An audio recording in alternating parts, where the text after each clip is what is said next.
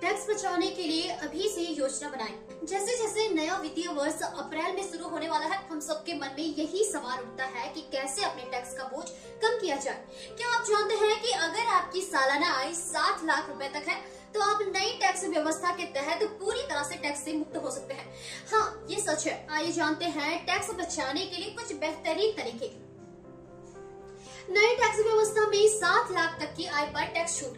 अगर आपकी आय 7 लाख रुपए तक है तो आपको किसी भी टैक्स का भुगतान नहीं करना होगा।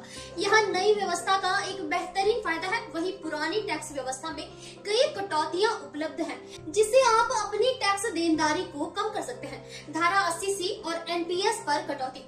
धारा 80C के तहत आप 1.5 लाख रुपए तक की टैक्स छूट पा सकते हैं। इसके अलावा अगर आपने NPS में निवेश किया है तो आपको धारा 80 CCD के तहत 50,000 रुपए की अतिरिक्त छूट भी मिलेगी। स्वास्थ्य बीमा पर कटौती। स्वास्थ्य बीमा भी टैक्स बचाने का एक शानदार तरीका है। धारा 80D के तहत आप स्वास्थ्य बीमा प्रीमियम पर कटौती पा सकते हैं और अगर आप वरिष्ठ नागरिक हैं तो यह छूट 50,000 रुपए तक बढ़ जाती है। समझदारी से करें पुरानी और नई टैक्स व्यवस्था का चुनाव।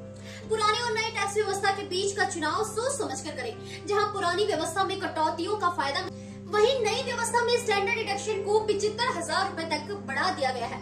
NSC, PPF और ULIP में निवेश। NSC, PPF और ULIP जैसे निवेश योजनाओं में निवेश करने से भी आपको टैक्स छूट मिल सकती है।